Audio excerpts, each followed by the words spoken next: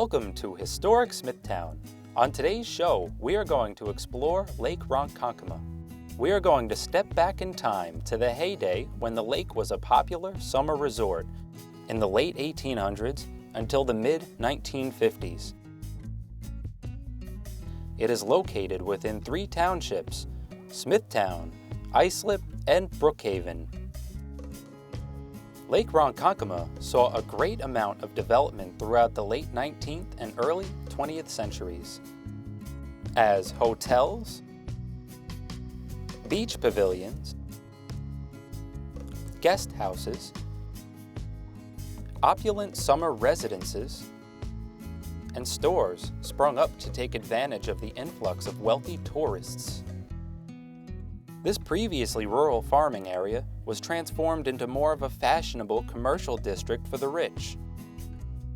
Construction of the Long Island Railroad Station in Ronkonkoma in 1842, and later the impressive 48-mile Long Island Motor Parkway built by the Vanderbilt family, further helped to increase the number of people pouring into the area.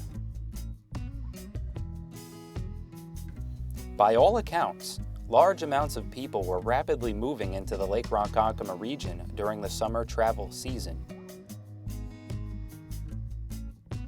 We spoke to Harold Sauter, a member of the Lake Ronkonkoma Historical Society, who spent summers on the Smithtown side of the lake. Harold will show us a few spots on the lake tour to get a sense of what life was like here in the late 19th and early 20th century, and how the community around Lake Ronkonkoma has changed, from the community for the wealthy to the suburban community it is today. To give a very short history of the lake and why it's so popular, in the 1880s, wealthy people that were based in New York City, Manhattan, Queens, they moved further east. They moved to this area, and some of them had been, of course, residents, long life residents of Ronkonkoma in the area. And it was an attractive magnet because it was so peaceful and so pristine and so rural and quiet that many of these wealthy people built mansions or estates either around or near the lake. There was the Metzer family. There were all kinds of families that had homes, the Catnacks, Newtons. Well, Newtons were part of Lake Ronkonkoma's early history. There were many, many early Ronkonkoma families that had lived at Lake Ronkonkoma as a rural community. In the late 1800s, there were very, very few people here, except for year-round residents, I should say, that were here for generations. And then this new influx of wealthy people. And then William K. Vanderbilt, he started the Vanderbilt Cup races in the early days of the motoring industry. And he ran those all through Queens County, Nassau County, into Suffolk County eventually. He built it to be used for those races. It was open to the public. The public could use it as a toll road, but its primary reason that he built it, he wanted a limited access raceway for his once-a-year annual Vanderbilt Cup race. Completing it around 1910 or so, and he built at the end of it the Petit Trianon. The Petit Trianon was a beautiful hotel, more called an inn at that time, for the elite, the motoring set, as we call them today. Those were the people that came from New York City and Manhattan, of wealthy families. Very few people could afford an automobile. And those people that could would use the Vanderbilt Parkway, and they would motor to Lake Ronkonkoma, to the Petit Trianon, which was completed in 1911. And that was probably the second, as far as I know, hotel or inn of notoriety on this lake. The coming of the automobile to everyday families, the Model T Ford, was the forerunner of those. It made an affordable means of transportation to most working families. And they discovered Lake Ronkonkoma. It was an ideal place to build a summer home or a camp. Many of them were a tent. I myself came here in the early 1940s at a camp, which we had a tent to sleep in the back seat of a car as kids. And more people discovered this, and they built summer homes and bungalows all through the 30s into the 40s and even the 50s. And in the early 1950s, of course, transportation and progress and growth all started to catch up with Lake Ronkonkoma, and it became a growing, bustling community starting in the early 50s. New developments, new buildings, new shopping centers started, and the masses came. And Lake Ronkonkoma is still the gem of this area. It has been polluted, it has been decimated by rubbish and trash over the past decades. And in the past year, it has been cleaned up. You can see beaches, there's no refuse, no junk, no tree stumps. It's been cleaned up. We are trying to get the purity of the water improved and to continue. This is the largest lake on Long Island. We're now on the western side of the lake, just to the south of Turner's Corner Park. Right now is the boat ramp, the only boat ramp on Lake Ronkonkoma at this time. And right to the south of us was Jack Yerkes Beach years ago. That was started in the 20s. And that was one of the major beaches along with Turner's Park with all sorts of rides in the water, slides, a water wheel, all kinds of entertainment here. A big pavilion that was active for many, many years. And then we proceed along the shore and we see the clearing for what is now the Islip Town Beach, which was Duffield's. Duffield's was the park that I'm most familiar with. That was where we frequented when I was 10 years old. It's over 70 years ago. And that was next to or just south of the Petit Trianon, which we had talked about up at Turner's Park. There's nothing left of the Petit Trianon at all to see. It's completely gone. Private homes are on that property. There's a small beach between the Petit Trianon's property and Duffield's that was Brown's Beach, which is, it's empty now. There's nothing there at all. Further south of Duffield's was the Kirk estate.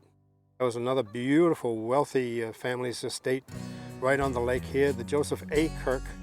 Joseph P. Kirk was his brother, who was more located on the north end of the lake with real estate and so forth.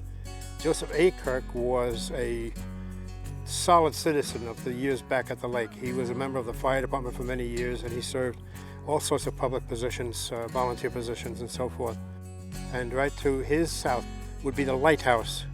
That was a wonderful pavilion. It was a very active place. And they had a bowling alley and dancing. And that was the last pavilion on the west side of the lake as you were going south. You went from there, you went to private small homes at the south end until you got to Hoyt's Landing and Young's Cove, which is the south end of the lake. That goes into Islip Township, and then you're going into Rosevale Avenue again to get back to Pond Road on the east side of the lake, which is Brookhaven Town. There were many, many pavilions along that east side of the lake as well. More pavilions on that side than on this side. Lake Towers was the summer home of the Metzner family, who lived in Lake Grove year-round. They built later a house on the lake, a smaller house, and that became Metzner's Beach. Lakefront Hotel was to the south of Metzner's on the beach of the lake. That was a very, very beautiful building. Between Yerkes and Turner's Park, they were perhaps the most active areas of the lake for many years. It lasted into the mid-50s, mid or late 50s, when Turner's Park was closed. And then eventually in the 50s, it started to develop into permanent year-round homes and the population increased. That brought to the end of my paradise here as a young boy, when this is wilderness, and there was very little here except the lake and a lot of fun and peace and quiet. Right behind me was the site of the Bavarian Inn from years ago. That was Ronkonkoma Shores in the 40s and the 50s. The lake rose to such a degree that the Bavarian Inn was completely inundated, and any buildings that were across the street from the commercial buildings, there was an ice cream store, they were all ruined by the lake. The lake rises and lowers on no particular time schedule. It is linked to the water tables. Rainfall does affect it to some degree. Lily Pond is the pond to our north, which is on the other side of Lakeshore Road. That's the main feed for this lake. And last fall, that was nothing but a trickle. and right now it is growing into quite a sizable stream. There's a bridge that's going to be preserved and part of a new park that's going to be built here, thanks largely to the efforts of Suffolk County and to the town of Smithtown, to the LRIG, and to all local residents. This is going to be one huge park, completely going across the north end of the lake, all the way from Rosevale Avenue to where Bavarian Inn was. Someday we will have this lake back as a major swimming spot once again. Lake Ronkonkoma has been transformed over the years, from a pristine rural community to a teeming summer retreat, and finally, a bedroom community in the 1950s, serving families from the New York City area. The lake, at only 2 miles in circumference, was once surrounded by almost 50 pavilions, hotels, dance halls, and casinos that were built at its peak in the mid-1940s. The development around the lake slowed to a crawl during World War II due to gas rationing. Today, there are a few remaining hotels and homes still standing and in use from that bygone era. Also, there are remnants from some pavilions. Raynor's Beach, established by George Raynor in 1921 and later made into a county park. The Raynors were one of the first Lake Ronkonkoma families. One of the Raynor houses still exists today on Portion Road. The historic Lakehurst Hotel and the Ronkonkoma Manor on Lakeshore Drive live on as rehabilitation centers.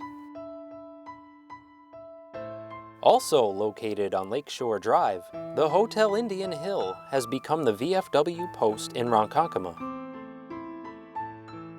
Known around town as CAD, Clarence A. Duffield moved to Ronkonkoma in 1912. Duffield's Pavilion and Beach was located where the Islip Town Beach lies today.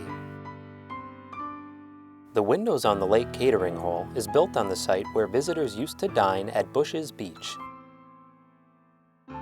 The Lighthouse Hotel is currently the site for the Beach Club Catering Hall. The Kirks, a pioneer family of Lake Ronkonkoma, developed various properties around the lake. One of their homes is still standing today. The Heilmans, another historic Ronkonkoma family, had a private section of beach known as Lakoma or Heilman's Beach back in the day. 2 of their homes have stood the test of time, remaining to this day. Indian Hill, one of Lake Ronkonkoma's vibrant and landmark cafes, changed ownership and name to Hoyt's Casino, followed by Rugen's Tavern, among others, before burning to the ground in 1994. Today, the names of historic families of Lake Ronkonkoma live on in the streets named after them surrounding the lake, such as Heilman Avenue, Kirk Avenue, Haug Drive, Hawkins Avenue, Newton Boulevard, among others. Although not much evidence remains, as you drive around Lake Ronkonkoma, remember its robust history, the families, and the businesses that once characterized this bustling resort community. For Historic Smithtown, I'm Garrett Robinson. Thanks for watching.